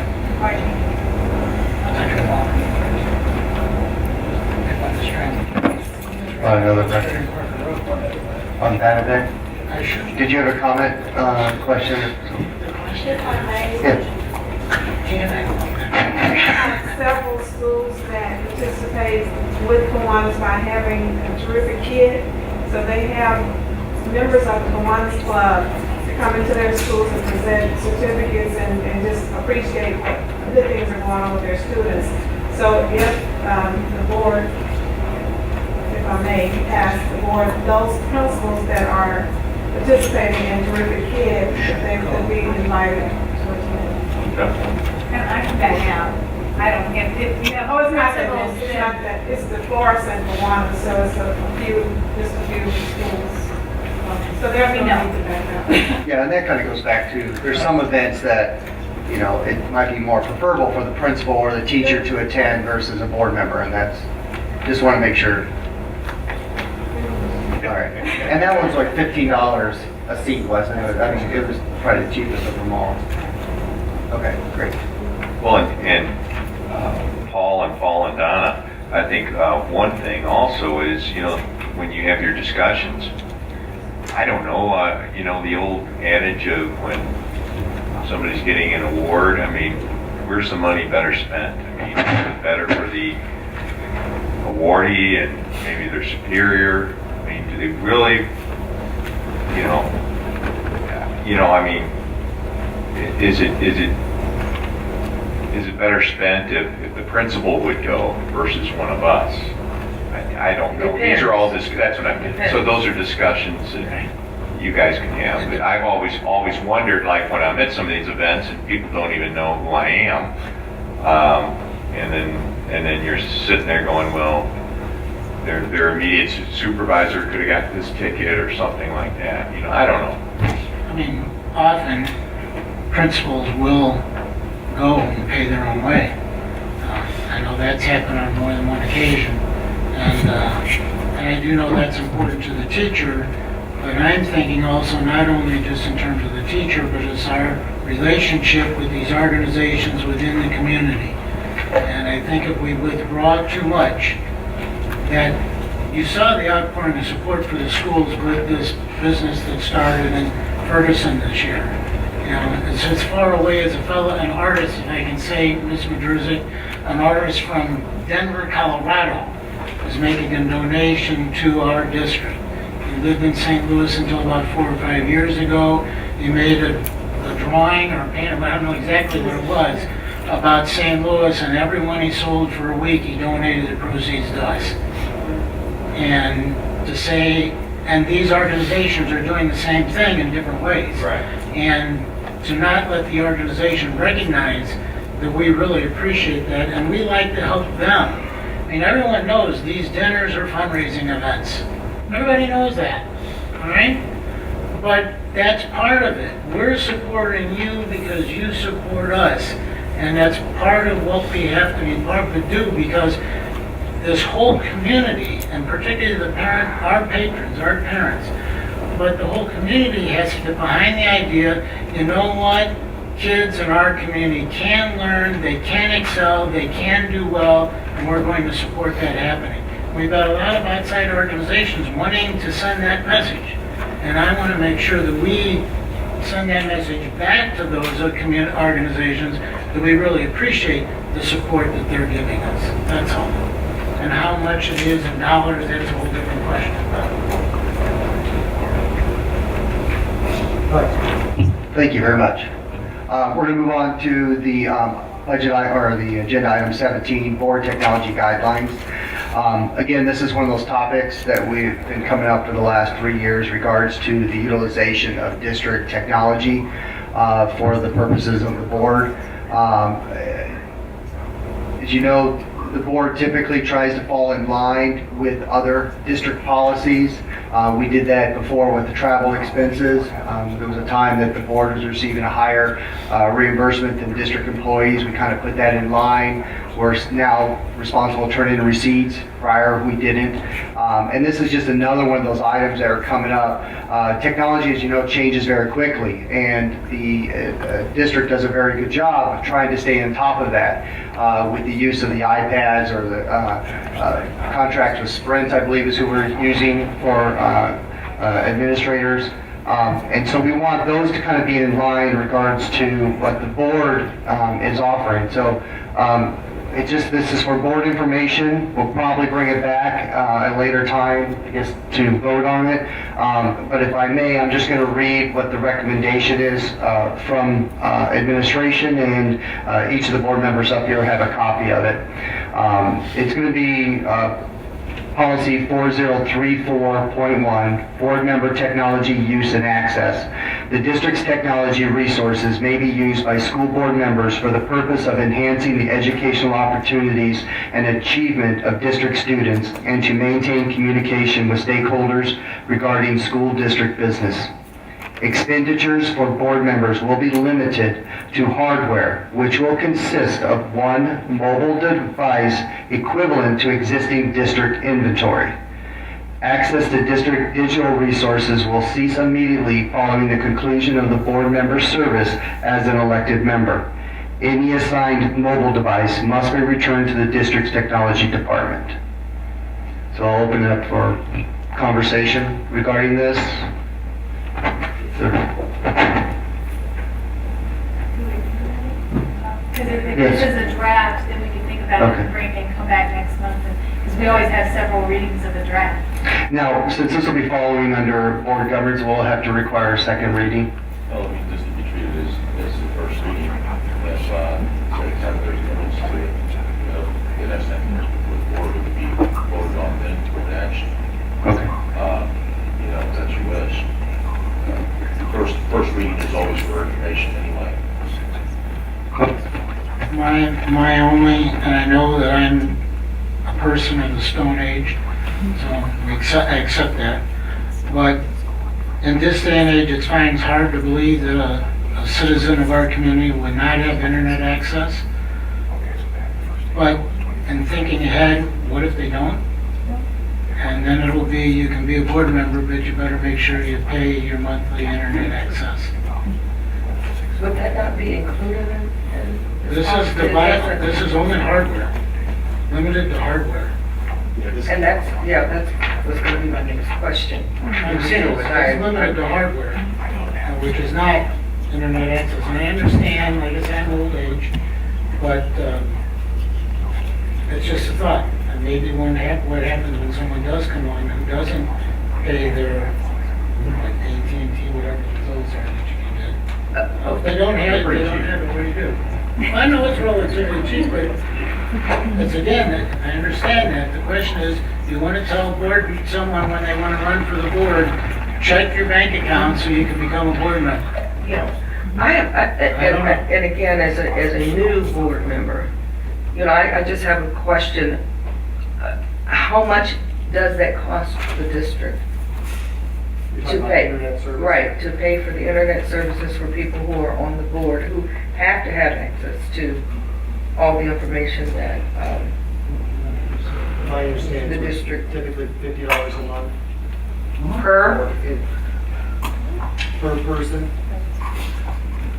It varies depending on the location and the service provider, and it ranges from $30 to $55 per month.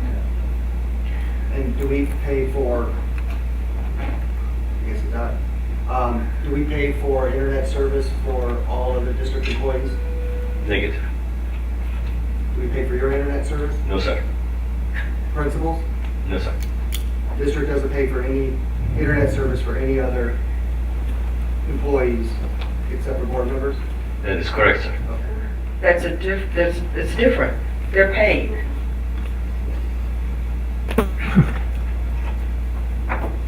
Yeah, but I think that most of us have the internet before we were board members. And after we're board members and we're no longer board members, we'll pay for it. I don't see any But reason Paul's why. right too. Well, There's some people who don't. That may be the case, that may be the case, but, Okay, if that comes up, we'll deal with it at that time. I agree. Do you have internet access? But at this point, I see no reason. No, I mean, your personal. I'm not about personal, I don't have one internet access. Okay. Because when I was elected to the board, I was told the district will pay your internet access. I said, I've already got it at home. No, the board, the district's supposed to pay for that. Do you want a computer? I said, no, I've already got a computer. I don't need another computer. Okay, and so I don't know what's happened in the time span since then. Leslie's been on longer than I have. I don't know when that began. It goes back to at least '06 when I came on the board. Okay, so do we have some board members who are getting it paid? And again, I don't know. Some are getting it paid and some aren't. Well, that's what I'm gonna mention, you know, if nothing else, we That's need my question. consistency. Right, I exactly. pay my own. I pay my own. I pay my own. I pay my It's all own. bundled with my phone and yours. Yeah, pay my own. And Paul, I was never told that when I got on the board, so it must have changed. No, I mean, it's like everything else, you know, times change, I just That didn't know. I never. years Yeah, I wasn't ancient either. history. In '92, when I got on the board, we had couriers.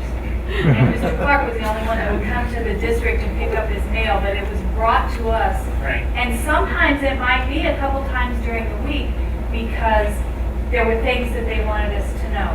Then from couriers, we went to this huge fax machine that everybody had to have because they wanted to get a hold of us in an instant, and it had a film. It wasn't even paper. It was a film of some kind that came out as your message in your paper. Then some of us said, hey, why don't we use our own district security guards? And after much discussion, because they didn't want to do that because of confidentiality, we started using our own security guards. Dr. Scheer became our superintendent, and I'm not quite sure, 97, 98, somewhere in that time period. He wanted every board member to have a computer, a printer, and internet access, and we went to a meeting and he said, I need a password from all of you because you're all going to have this. And at that time, not many people had it. You didn't have internet at your home, and so it's just stayed that way.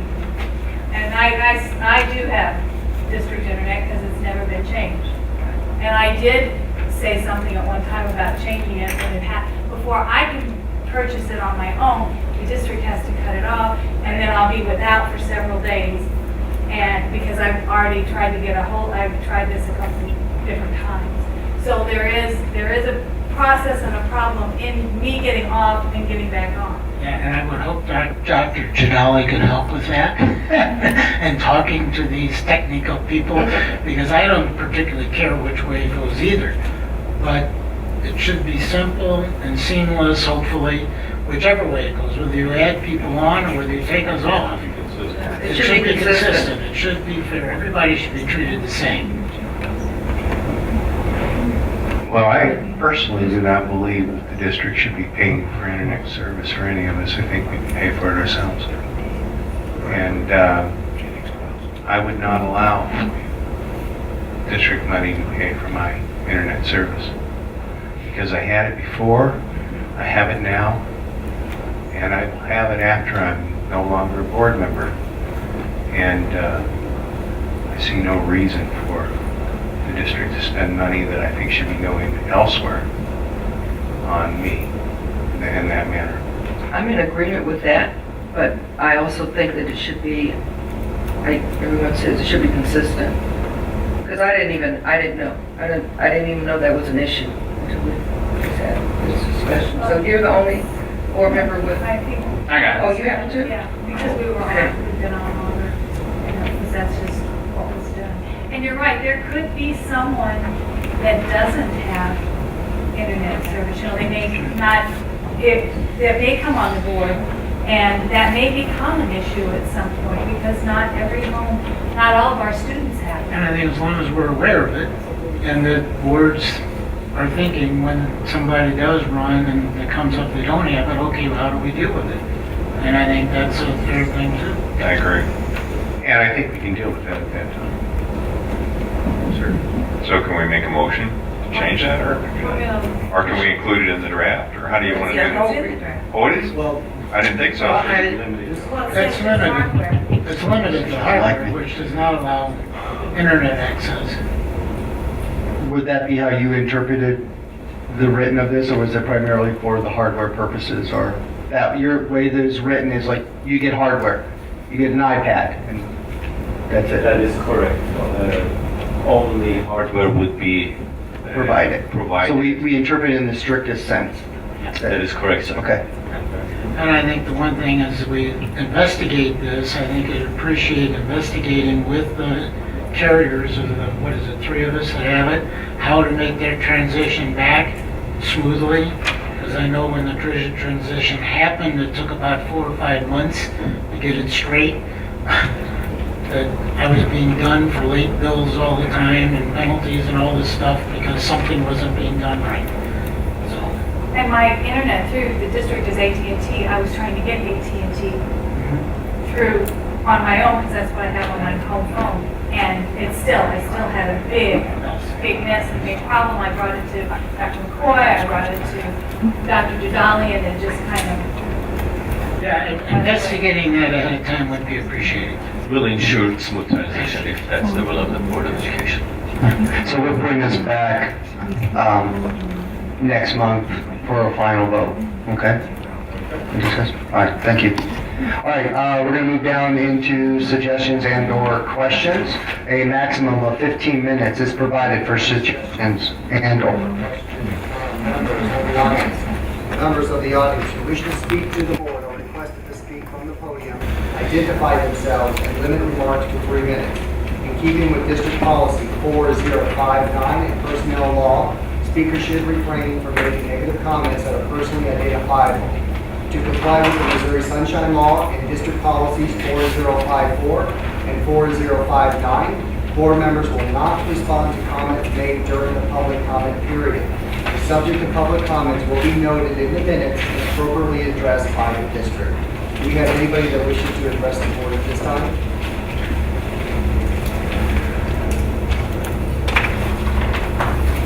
I think most everybody in the room knows me, but for those that don't, I'm Jim Clark, former board member. Spent about 31 years on the board over a 33-year period. But I don't know everything, but I've been through the mill a couple of times. And I would like to suggest that we use the same policy for elementary students that apparently we use for our secondary students. In that, excuse me, in that their standardized tests are part of their grade. But it's my understanding the standardized tests aren't part of the grade for elementary students.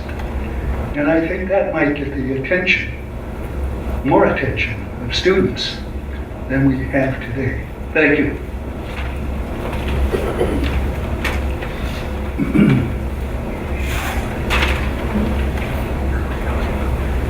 Judy Ferguson-Shaw, good evening, everyone.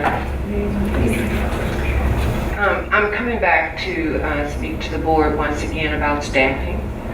I'm a former guidance counselor in the district, and I understand that the district just hired in 8 new counselors. Of the 8 new counselors that you hired in, 1 was not certified, and they're all white. And I am very concerned about the fact that we did not bring in any African American guidance counselors out of the 8 that you hired. Discussion prior to the hiring, there was one candidate that I know personally who was African American, who grew up in this district, is a product of this district. Her parents retired from this district and worked hard and gave their life to this district. And she was not even afforded an interview, and she's definitely certified and capable. And I'd just like to know why we would resort to hiring someone who is not certified over a candidate who was certified. I do understand there were 99 applicants. The district pulled 19 to interview. She was not one of them, even though she was recommended by her department chair and by her administrators. Now, I don't know anything else about what went on, but I am deeply saddened that the district understands our population and would bring in 8 new white counselors. That concerns me. The other thing is just listening to the governance conversation tonight. I know personally that one of the candidates from the April election would not have been able to afford her own computer. she would not have been able to afford her own internet service. And that's something that the board needs to keep in mind. Everyone is not capable of paying for the services that they must have. The thing about being an elected official, the board does not get paid for the job that they do. So they're elected to the position. And many of the candidates have no idea what is required. People who might be interested in running for the board have no idea what all you all do behind the scenes besides come out to a meeting. There's lots of other stuff that goes into being a board member other than coming to a meeting. Now, I think it becomes kind of selfish or arrogant of a board member who says, well, you know, I have all these services in my home and I can pay for it and I don't need this. Well, that's good. But to eliminate someone else from having those services is something totally different. So I think you need to keep that in mind. In terms of board members going out to an event, there are some times when the board member spouses need to go with them because the board members don't get to spend that much time with their spouses and their family members. So you need to keep that in mind too as you move forward. Thank you.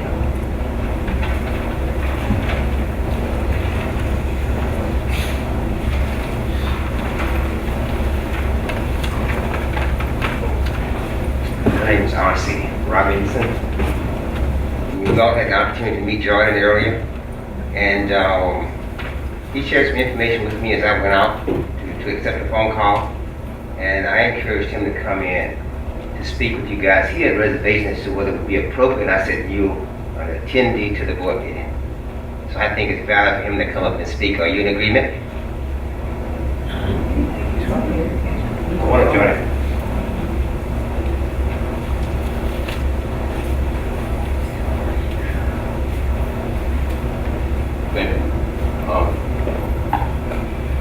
So I'm in the contest, amongst I was born in California, I'm also in the contest that's through my pitch, and I have to make a pitch video that's get votes, so I was wondering if you guys could vote for me. And it's really simple.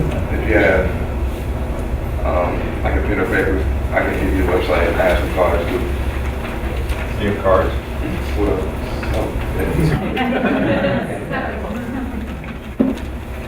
the website is www.nfte.com. Slow it down. Start over again and slower.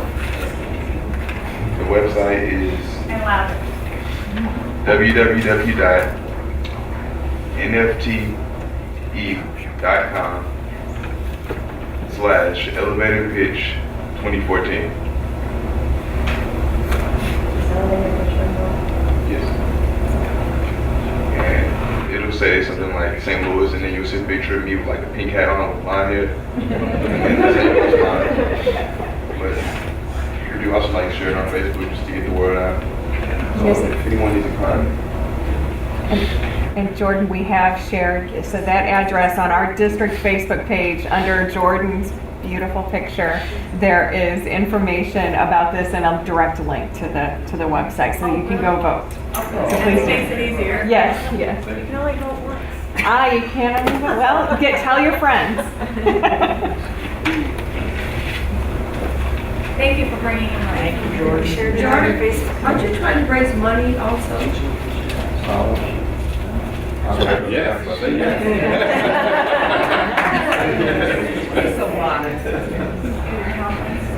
So I was raising money through a GoFundMe to cover patent fees, but since I've done this nifty can't become a loan of it, I have patent lawyers that will help me for free.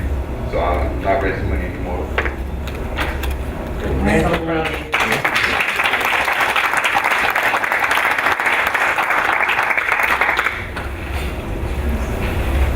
Hi everyone, name's James Savala. Hi Donna, how you doing? How's everyone doing? My concern is good to see everyone, and listened to Judy speak right a moment ago pertaining to the council. She named that there were no African Americans in that group. I don't know how that process was done, but I think right now Ferguson-Florissant really has an issue with that as a community. and to hear that freshly done, that we're not paying attention to who our community is for the sake of our children. I here represent our children. I grew up in Illinois, partially my father's military, little stint in East St. Louis. I think it kind of pays to see people, children, when they see people look like them, they have confidence, especially behind everything that's happening in our community. It needs to be considered by our school board, pertaining to who's hired and their ethnicity. I mean, it's just a factor. We can not look at it, even if you say where everyone that you hired were the highest, had the highest grade or whatever you go by, you still have to consider qualified people who look like the community, especially when our community is going through such a change. And I heard Judy say that, and my concerns when I pulled up the Parker Road the other day, picking my daughter up, I noticed 5 or 6 new teachers. None look like me. Just concerned. And also, too, you said at the end of, you made a statement pertaining to questions to be answered later. How do we find out about a question that we may present today? How do we find out that information back from that? I know you don't speak now, but how do we get an answer or a result or response to, like a question I'm proposing now? How do we dig into that? If we can get your information, we will, or you can contact us directly and we'll help respond to the question. Correct. I mean, that's just a deep concern. That's what I noticed pulling up to the school. My daughters are like, all those are new teachers, and I heard counselors. I mean, we're a community. We're all tagged together. We always have been, and it has to be considered. That's what I have to say for now, and I hope you guys continue to do good work and consider our community. Is there anybody else that wishes to? This is a little one. Twice this summer I've sent emails to all the board members. Each time, Donna's and Larry's have come back as undeliverable. See? Remember that? So there's something wrong with the third floor address for both Larry and Donna. Yes, Margie, I talked to you about that with Donna's. Did we fix that? I The mean, last one was the last one I did to you guys, which should have been about a week ago. I sent everybody one, so I'm just letting you know. Can I add you to the list of people that I need to speak with tonight? We have Angie for that. Okay. I didn't get one from you. You didn't? Oh, well, you didn't tell me you didn't. Hello, I'm Mark Field. Got a quick question for you. The comprehensive school improvement plan. We're looking into that. We're looking at the website. The website's not very good as far as getting the information. Where do we go about getting that information from? How do we get this information? Okay. We'll talk about after the meeting, and we'll get you in the right direction. Gotcha. All right.